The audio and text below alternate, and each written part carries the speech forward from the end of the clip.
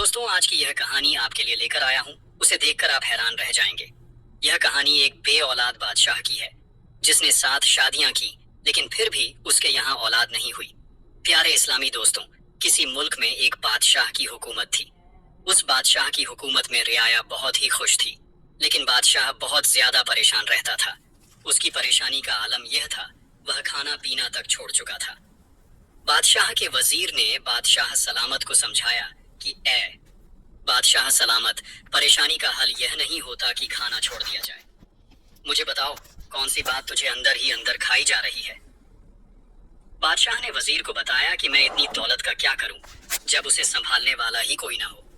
यानी आप सबको पता है, मैं बे औलाद हूं, और औलाद के चक्कर में मैंने पूरी 7 शादियां कर ली, लेकिन अभी तक किसी भी मल्लिका की गोद हरी नहीं हुई। वजीर ने कहा, बस इतनी सी बात के लिए तुम परेशान हो। मैं तुम्हें एक ऐसे बुजुर्ग का पता देता हूँ जो जंगल की तरफ कुठिया बनाकर रहते हैं। बल्कि मैं आपको साथ ही लेकर जाता हूँ। आप अपना सारा माजरा उस अल्लाह वाले बुजुर्ग को बताओ। उनके पास आपकी परेशानी का जरूर कोई ना कोई हल होगा। बादशाह कहने लगा, तो फिर देर किस बात की, चलो आज ही हम उस अल्लाह वाले के पास चलते हैं। फिर वह लोग जंगल की तरफ चल पड़े। चलते चलते घना जंगल आ गया। उस जंगल में दूर दराज एक कुठिया नजर आई। बादशाह वजीर को कहने लगा, यही कुठिया अल्लाह वाले की है। बादशाह और वजीर जब उस कुठिया में दाखिल हुए तो क्या देखते हैं, अल्लाह वाले अपनी इबादत में मसरूफ हैं। बादशाह सलामत अल्लाह वाले के करीब ही बैठ गया। अल्लाह वाले जब इबादत से फारिग हुए तो सर उठाकर देखा तो बादशाह सलामत ने अल्लाह वाले को अपनी सारी कहानी सुनाई। अल्लाह वाले ने कहा, औलाद देना ना देना अल्लाह ताला के हाथ में है, लेकिन तुम परेशान ना हो। मैं तुम्हारे लिए अल्लाह से दुआ करूंगा। और तुम ऐसा करो, यहाँ से कुछ दूर ही एक आमों का दरख्त है, तुम उस दरख्त से 7 आम उतार लो और अपने घर ले जाकर अपनी बीवियों को देना। इतना याद रखना, जब तुम आम तोड़कर ले जाने लगोगे तो पीछे से तुम्हें बहुत सारी आवाजें आएंगी। तुमने किसी भी आवाज का जवाब नहीं देना, बस अपने काम से काम रखना है। अब बादशाह अल्लाह वाले के कहने पर आम का दरख्त ढूंढने थोड़ा आगे निकल गया तो सामने बादशाह को एक आम का पेड़ नजर आ गया, जिस पर अब भी हरे हरे आम लगे थे। बादशाह ने जल्दी से टोकरी में 7 आम तोड़कर डाले और वापसी की तैयारी पकड़ी। वापसी पर बादशाह को पीछे से आवाज आई, ऐ बादशाह, तू ये आम कहाँ ले जा रहा है। इतनी बात सुनते ही बादशाह को गुस्सा आ गया कि यह तू कहकर बुलाने वाला कौन है। मुझे आज तक किसी ने तू कहकर नहीं बुलाया। जब बादशाह आगे की तरफ चलने लगा तो फिर से आवाज आई, ऐ मोटे बेसुरे बादशाह, तू यहाँ क्या कर रहा है। बादशाह को इस बार फिर से गुस्सा आया। जब बादशाह ने पलट कर देखा तो वहां पर कोई ना था, लेकिन बादशाह की टोकरी में जो आम थे उनमें से एक आम उड़कर फौरन से दरख्त पर जा लगा। और फिर यह माजरा देखकर बड़ा परेशान हुआ, लेकिन उसकी समझ में कुछ ना आया। बादशाह सोचने लगा, अब की बार जो मर्जी हो जाए, मैं पीछे मुड़कर कभी नहीं देखूंगा। फिर बादशाह ने ऐसे ही किया। बहुत सी आवाजें पीछे से आती रहीं, लेकिन बादशाह सीधा अपने महल में आ गया। आकर अपनी 7 मलका को आम दिए कि यह लो, इनको खा लो। मल्लिकाएं कहने लगी, ये आम तो खट्टे हैं, हम ऐसे आमों का क्या खाएं। बादशाह सलामत बोला, जैसा मैं कह रहा हूं तुम वैसा ही कर लो। 6 मल्लिकाएं तो वहीं पर मौजूद थीं और उन्होंने अपना अपना आम खा लिया। 7वीं मल्लिका का आम उन लोगों ने रख दिया और नौकरानी को कह दिया, यह 7वीं मल्लिका को जरूर दे दे। नौकरानी को कानों से ऊंचा सुनाई देता था। उसको समझ लगी कि इस खट्टे आम का शरबत बनाकर 7वीं मल्लिका को दे दे, लेकिन किसी को कानों कान यह खबर ना थी। 7वीं मल्लिका पहले ही मां बनने वाली थी। नौकरानी ने जल्दी से उस खट्टे आम का शरबत बनाया और 7वीं मल्लिका के आगे हाजिर कर दिया और कहने लगी कि यह बादशाह सलामत ने आपके लिए दुआ तैयार की है और कहाँ है, बगैर पूछे चुपचाप इसको पी जाओ। 7वीं मल्लिका ने ऐसा ही किया। जैसे ही उसने वह खट्टे आम का शरबत पिया तो उसके पेट में गड़बड़ सी महसूस हुई। ऐसे ही फिर वक्त गुजरता गया। 6 मल्लिकाएं भी उम्मीद से हो गईं।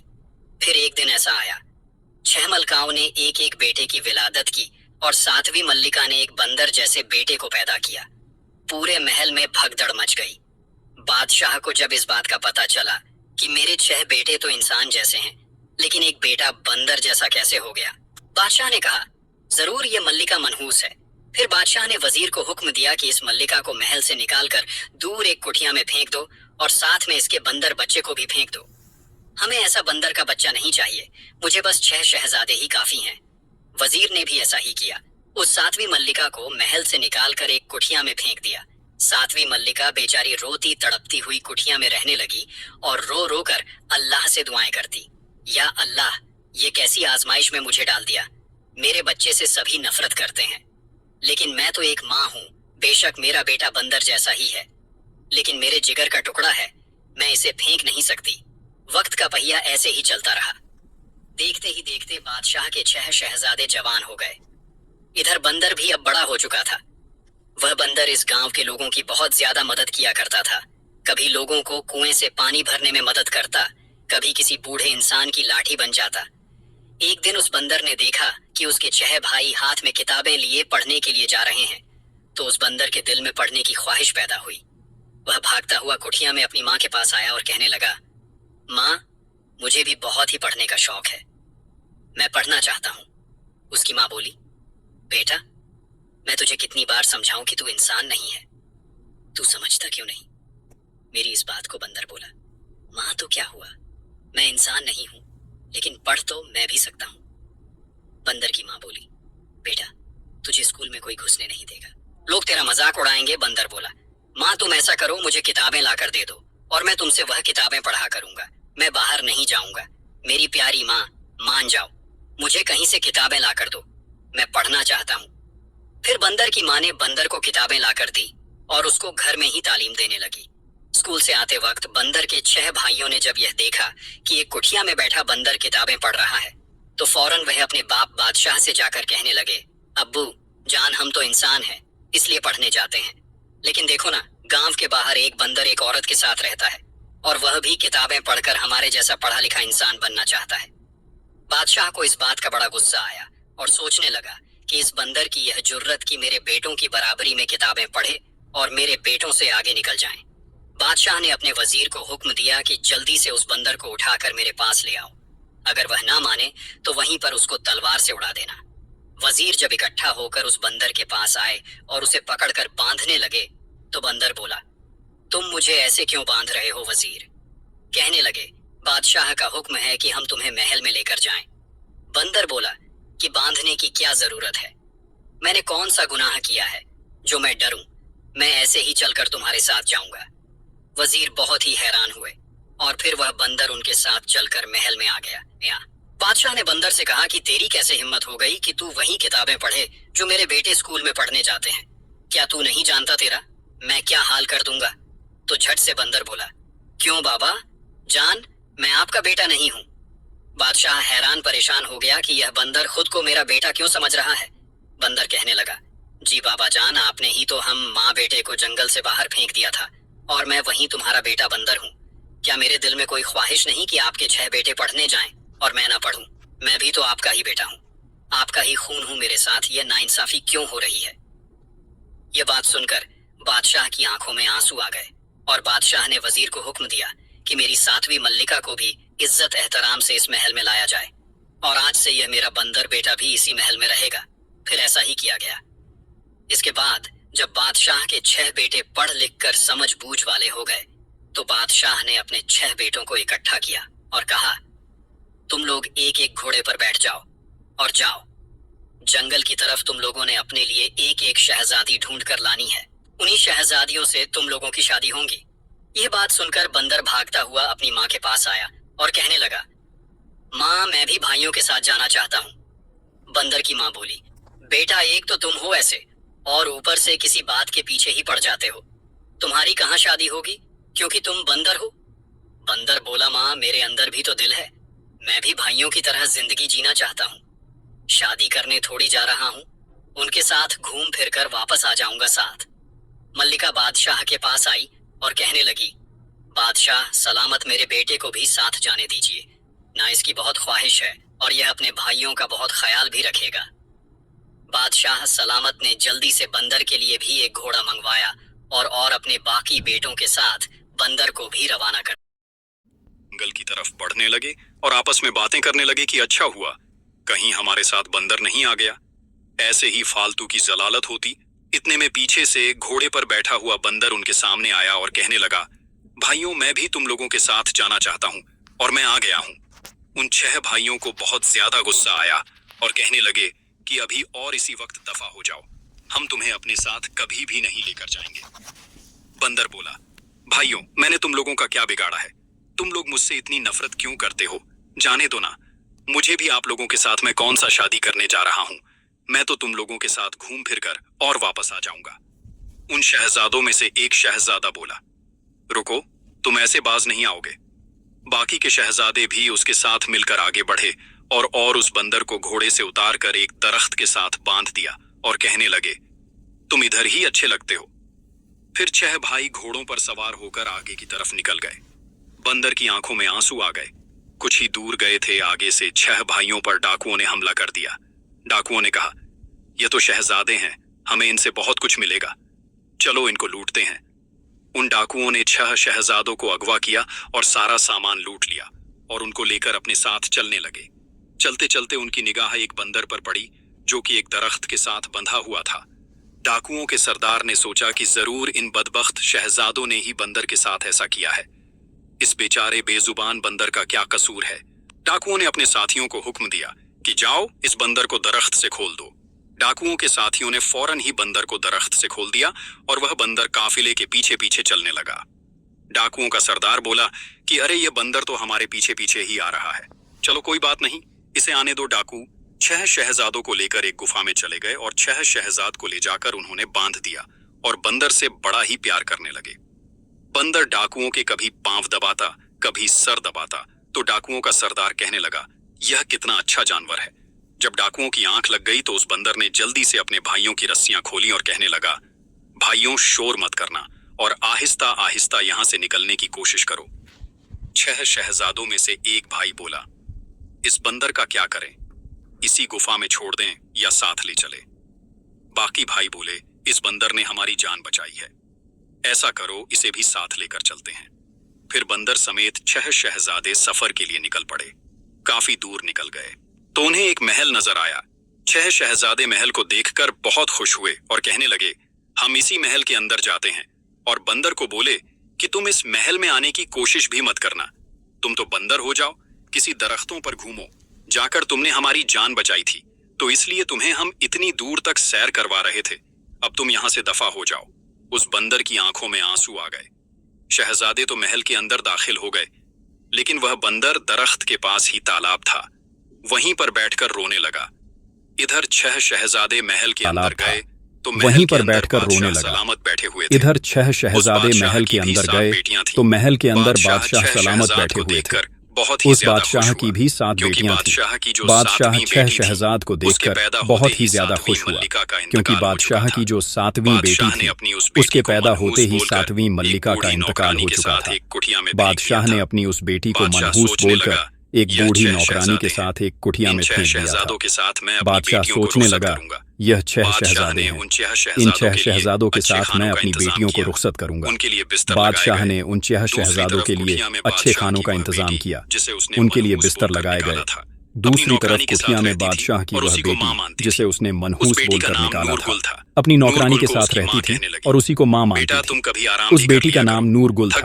नूर गुल को उसकी माँ कहने लगी, बेटा तुम कभी आराम भी कर लिया करो, थक जाओगी, बहुत काम करती हो। नूर गुल ने जवाब दिया, माँ, मैं काम नहीं करूंगी तो और कौन काम करेगा, बस मैं नदी से कुछ पानी भर लाऊं, फिर आकर आराम से बैठूंगी। और जाते हुए कहने लगी, माँ, क्या सच में मैं अपनी माँ को खा गई हूँ, जो मेरे बाप बादशाह ने मुझे मनहूस बोलकर इस झोपड़ी में फेंक दिया? नूर गुल की माँ बोली, नहीं बेटा, ऐसी तो कोई बात नहीं, तू हर बात दिल पर ना लगाया कर, अल्लाह ताला ने तेरे लिए कुछ अच्छा ही सोचा होगा। इतना बोलकर नूर गुल मटका लेकर नदी किनारे आ गई और नदी से पानी भरकर जाने लगा। तो अचानक से बंदर की नजर नूर गुल पर पड़ी। बंदर दिल में सोचने लगा, कितनी खूबसूरत लड़की है और ऊपर से इतना रोए जा रही है, आखिर इसे मसला क्या है? और दिखने में बिल्कुल शहजादी लग रही है, लेकिन उसने फटे पुराने कपड़े पहने हुए हैं। फिर उस बंदर ने नूर गुल का पीछा किया और चलते चलते नूर गुल की कुटिया तक पहुंच गया। उसे कुटिया के अंदर से रोने की आवाजें आई। वह बंदर कुटिया के कुछ और करीब गया तो उसे कुछ बातें सुनाई दी। नूर गुल अपनी माँ से कह रही थी, माँ, دیکھو نا میری 6 بہنوں شہزادیوں کے لیے 6 شہزادے انہیں بیاہنے کے لیے آئے ہیں، لیکن میں بھی تو شہزادی ہوں اور میرے باپ نے مجھے کٹھیا میں پھینکا ہوا ہے۔ اتنا بول کر نور گل رونے لگی۔ نور گل کی بات سن کر بندر کا دل اداس ہو گیا اور کہنے لگا کہ اس کا بھی میرے والا ہی حال ہے، مجھے بھی میرے باپ نے گھر سے نکال کر ایک کٹھیا میں پھینک دیا تھا اور اس کو بھی اس کے باپ نے نکال کر ایک کٹھیا میں پھینک دیا۔ اتنے میں نور گل اپنی ماں سے کہنے لگی، ماں میں پانی کا ایک اور مٹکا لے آؤں، اس کے بعد آرام کروں۔ جب نور گل کٹھیا سے باہر پانی کا مٹکا بھرنے کے لیے آنے لگی تو بندر فوراً سے چھپ گیا۔ جب نور گل ندی کنارے پر پہنچی تو کیا دیکھتی ہے کہ اس کی 6 بہنیں شہزادیاں ندی میں نہا رہی ہیں اور نور گل کو آتا دیکھ کر اسے جلی کٹی سنانے لگی۔ دیکھو آ گئی نور گل پری ہے تو ہماری بہن، لیکن دیکھو کیسے ٹوٹی پھوٹی کٹھیا میں رہتی ہے، اور ہمارے نصیب دیکھو ہمیں شہزادے بیاہنے کے لیے آئے ہیں۔ اتنے میں نور گل نے ان کو جواب دیا، جی میری پیاری بہنوں، مجھے پتا ہے تم لوگوں کو شہزادے بیاہنے کے لیے آئے ہیں اور وہ تمہیں بیاہ کر اپنے محل لے جائیں گے، تم وہاں پر بہت خوش رہو گی اور میں تو اپنی ماں کے ہی پاس رہوں گی، میں کبھی بھی شادی نہیں کرنا چاہتی ہوں۔ 6 شہزادیاں مذاق اڑاتے ہوئے بولی، کیونکہ تمہیں تو کوئی رشتہ دے گا بھی نہیں، تمہیں تو کوئی بندر ہی بیاہنے آئے گا۔ اتنا کہہ کر ہنسنے لگی۔ نور گل نے یہ سنا تو آنکھوں سے آنسو آ گئے، مٹکا لے کر بھاگنے لگی۔ بھاگتے بھاگتے وہ بندر سے ٹکرا گئی اور پانی کا مٹکا گر کر ٹوٹ گیا اور پانی سارا بندر کے اوپر گر گیا۔ اتنے میں نور گل کی بہنیں کھلکھلا کر ہنسنے لگیں اور شور مچا دیا کہ نور گل کا بیاہ بندر سے ہو گیا۔ دیکھو دیکھو، ایک بندر سے نور گل نے شادی کر لی۔ نور گل نے اتنا سنا تو روتے روتے اپنی کٹھیا میں بھاگ گئی اور اپنی ماں کو سارا ماجرا بتانے لگی کہ ماں میں نے کسی بندر سے شادی نہیں کی، میری بہنوں نے تو پورے محل میں افواہ پھیلا دی کہ میں نے بندر سے شادی کر لی، لیکن ماں میں تو ویسے ہی ٹکرا گئی اور پانی کا مٹکا ٹوٹ گیا تھا۔ اتنے میں نور گل کے پیچھے پیچھے بندر بھی اس کٹھیا میں آ گیا اور جھٹ سے بولا، ماں یہ 6 شہزادیاں جھوٹ بول رہی ہیں۔ نور گل کی ماں نے جب بندر کو بولتے دیکھا تو حیران پریشان ہو گئی اور سوچنے لگی یہ بندر بول بھی رہا ہے اور اوپر سے مجھے ہی ماں بول رہا ہے۔ پھر بندر نے سارا واقعہ نور گل کی ماں کو بتایا کہ میں بھی تو ایک شہزادہ ہی ہوں، میرے 6 بھائی بھی میرے ساتھ بہت برا سلوک کرتے ہیں، اگر میں نور گل ہوں تو اس میں میرا کیا قصور ہے، اور ماں ویسے بھی آپ کی بیٹی کو سب نے بدنام تو کر ہی دیا ہے، تو کیوں نہ آپ اپنی بیٹی کی شادی مجھ سے کروا دو، آپ کی 7ویں بیٹی کے لیے 7واں شہزادہ حاضر ہے۔ نور گل کی ماں نے جب نور گل سے پوچھا کیا تم اس شادی کے لیے راضی ہو تو نور گل شرما کر پیچھے ہٹ گئی۔ پھر نور گل کی ماں نے چپ چاپ بندر کی شادی اپنی بیٹی نور گل سے کروا دی۔ بندر خوشی سے کود کر محل میں اپنے بھائیوں کے پاس گیا اور کہنے لگا، دیکھو تم لوگوں کی ابھی صبح شادی ہے لیکن میں نے ابھی ابھی شادی کر لی، وہ بھی اس محل کی شہزادی سے۔ بندر کے 6 بھائیوں کو بہت زیادہ غصہ آیا اور کہنے لگے، اس بندر کا ہم کیا کریں، اس نے ہم سے پہلے ہی شادی کر لی اور وہ بھی شہزادی کے ساتھ، ہم اس بندر کو چھوڑیں گے نہیں۔ انہوں نے جیسے تیسے رات کاٹی، صبح ہوئی تو بادشاہ نے اپنی بیٹیوں کی شادی ان 6 شہزادوں سے کر دی۔ شہزادوں نے ابھی تک اپنی بیوی کے چہرے صحیح سے دیکھے نہیں تھے، وہ ابھی تک گھونگھٹ میں تھی اور وہ انہیں لے کر سفر کے لیے روانہ ہو گئے۔ بادشاہ نے سفر طے کرنے کے لیے ندی میں مور جیسا بنا ہوا ایک ناؤ دیا، ان میں سب اپنے اپنے کمرے میں جا کر آرام کرنے لگے اور ناؤ سفر کرتی رہی۔ ادھر نور گل کو نور گل کی ماں نے ایک چھوٹی سی لکڑی کی کشتی دی جس میں بندر اور نور گل بیٹھ کر سفر کرنے لگے۔ راستے میں بندر کے بھائیوں نے سوچا شکر ہے بندر سے جان چھوٹ گئی، ہمارے پیچھے نہیں آیا، اور سب اپنی بیویوں کا گھونٹ اٹھا کر دیکھنے لگے کہ ہماری شہزادیاں کیسی ہیں۔ جب انہوں نے اپنی بیویوں کا گھونگھٹ اٹھایا تو بادشاہ کی بیٹیوں کے موٹے موٹے اور بھدے سے چہرے تھے، موٹے موٹے ہونٹ یہ دیکھ کر 6 شہزادے ڈر گئے اور غصے سے بولنے لگے، بادشاہ نے ہمارے ساتھ دھوکا کیا ہے اور ان 6 بہنوں کو ہمارے پلے باندھ۔ اتنے میں بندر اور نور گل بھی ندی میں سفر کرتے ہوئے ان کے قریب آ گئے۔ بندر نے اپنے بھائیوں کو اونچے سے آواز دی کہ دیکھو بھائیوں میں بھی آ گیا۔ اپنی دلہن کو لے کر جب 6 بھائیوں کی نظر نور گل پر پڑی تو حیران پریشان ہو گئے کہ اصل راجکماری تو یہ تھی جس کے ساتھ شادی بندر کی ہو گئی اور ہم دھرے کے دھرے رہ گئے۔ ان 6 بھائیوں نے مل کر ترکیب سوچی، کیوں نہ ہم اس بندر اور نور گل کو اپنی کشتی میں بلا لیں اور جب رات کو یہ سو جائے تو ہم نور گل کو دریا میں پھینک دیں۔ پھر وہ اپنے بھائی بندر کو آوازیں دینے لگے، بندر بھیا آ جاؤ، ہماری کشتی میں، تم تو ہمارے بھائی ہو، ہم سے جو بھول چک ہو گئی ہمیں معاف کر دو۔ ویسے بھی ہم تجھے اکیلا چھوڑ کر چلے گئے تو بابا ہمیں بہت ڈانٹیں گے۔ بندر ان کی چالاکیاں کو سمجھ نہ سکا، لیکن نور گل نے کہا یہ تمہارے بھائی اتنے اچھے کیسے ہو گئے، تم ان کی بات نہ مانو۔ بندر نے کہا شاید ان کو اپنی غلطی سمجھ میں آ گئی ہے، تم ایسا کرو ہم اپنے بھائیوں کے ساتھ ہی چلتے ہیں۔ پھر بندر اور نور گل 6 شہزادوں کی کشتی میں چلے گئے۔ انہوں نے اپنے پلان کے مطابق جب بندر اور نور گل سو گئے تو مشورہ کیا، ہم ایسا کرتے ہیں، رات کافی ہو چکی ہے، سناٹا بڑھ گیا ہے، ہم ان دونوں کو بستر سمیت اٹھا کر دریا میں پھینکتے ہیں۔ پھر ان لوگوں نے بستر سمیت اٹھا کر نور گل اور بندر کو دریا میں پھینک دیا۔ خود خوشی خوشی محل میں پہنچے۔ محل میں خوشیوں کے شادیانے بجنے لگے۔ یہ شہزادے شادیاں کر کے جو آئے تھے، لیکن بادشاہ سلامت کہنے لگا کہ میرا 7واں بیٹا بندر کدھر ہے، وہ کیوں نہیں آیا؟ تو 6 بھائیوں کے رنگ لال پیلے پڑ گئے اور انہیں آگے سے کوئی بات نہیں آ رہی تھی۔ پھر بولے کہ وہ تو دریا میں گر کر مر گیا، ہم اس کو نکال نہ پائے۔ بادشاہ سلامت اور 7ویں ملکہ نے رونا شروع کر دیا۔ اتنے میں بندر اور نور گل کی آواز آئی کہ ماں ہم آ گئے ہیں، دیکھو ماں میری شادی ہو گئی اور میں تمہارے لیے چاند سی دلہن لے کر آیا ہوں۔ پھر بندر شہزادے نے سارا واقعہ بادشاہ سلامت یعنی کہ اپنے باپ کو بتایا کہ کس طرح میرے بھائیوں نے مل کر ہم دونوں کو دریا میں پھینکنا چاہا، لیکن اللہ کی قدرت نے ہمیں ایسے بچایا کہ میری بیوی نور گل نے میرے بھائیوں کا پلان جان لیا تھا، اس لیے اس نے بستر میں سرہانے لپیٹ دیے تھے اور ہم ایک طرف ہو گئے۔ انہوں نے سمجھا کہ شاید ہم میاں بیوی سو رہے ہیں تو انہوں نے بستر سمیت ہمیں دریا میں پھینک دیا۔ انہیں لگا ہم مر گئے ہوں گے۔ بادشاہ سلامت کو یہ بات سن کر بہت غصہ آیا۔ بادشاہ نے غصے میں آ کر اپنے 6 بیٹوں اور بہوؤں کو کہا اب بھی اور اسی وقت نکل جاؤ، اس محل سے تم لوگ اس محل میں رہنے کے قابل ہی نہیں ہو۔ اس کے بعد بندر راجا اور نور گل کے لیے بہت ہی اچھا کمرہ تیار کیا گیا۔ رات کو بندر شہزادہ اور نور گل جب اپنے کمرے میں لیٹ گئے تو آدھی رات کو نور گل نے محسوس کیا جیسے بندر کی کھال سے انسانی پاؤں باہر آ رہا ہے۔ نور گل بہت حیران ہوئی اور پریشان ہو گئی اور ڈر کے مارے منہ پر لحاف اوڑھ کر سو گئی۔ اور جب صبح ہوئی تو بندر شہزادے کی ماں سے کہنے لگی اماں رات کو میں نے بستر میں سے بندر کی کھال سے انسانی پاؤں باہر آتا دیکھا۔ نور گل کی سانس بولی بیٹا کیوں مذاق کر رہی ہو، تم کیسی باتیں کر رہی ہو؟ میرا بیٹا پیدائشی بندر ہے تو یہ تمہاری غلط فہمی ہوگی۔ نور گل بولی شاید ماں ایسا ہی ہو، لیکن آج رات پھر میں اس بات کا دھیان رکھوں گی۔ دوسری رات جب نور گل بستر پر لیٹی، آدھی رات کو جب اس کی آنکھ کھلی تو اس نے دیکھا ویسے ہی بندر کی کھال پڑی ہوئی ہے اور اس میں بندر موجود نہیں۔ اس نے بھاگ کر بادشاہ سلامت اور ملکہ کو سارا واقعہ بتایا تو انہوں نے نور گل سے کہا تم ایسا کرو ثبوت کے طور پر اس کھال کو ہمارے سامنے لے کر آؤ۔ تو نور گل فوراً سے کھال بستر سے کھینچ کر ان کے پاس لے گئی۔ اس کے بعد بادشاہ سلامت نے ایک انگیٹھی میں آگ جلوائی اور اس میں اس کھال کو پھینک دیا، اور سب مل کر جب بندر کے کمرے میں گئے تو وہاں بندر موجود نہیں تھا۔ ایک خوبصورت لڑکا کھڑا ہوا تھا۔ بادشاہ سلامت اسے غصے سے مارنے لگے اور کہنے لگے ہمارا بندر شہزادہ کدھر ہے اور تم کون ہو؟ تو بندر شہزادہ خوش ہوتے ہوتے اپنے باپ بادشاہ کے گلے لگ گیا اور کہنے لگا آخرکار نور گل نے سب کو بتا ہی دیا، دراصل میں بابا جان ہوا، کچھ یوں مجھے ایک اللہ والے نے بتا دیا تھا۔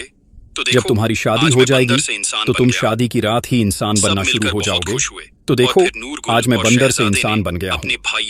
سب مل کر بہت خوش ہوئے اور پھر نور گل اور شہزادے نے اپنے بھائیوں اور بھابھیوں کو بھی معاف کر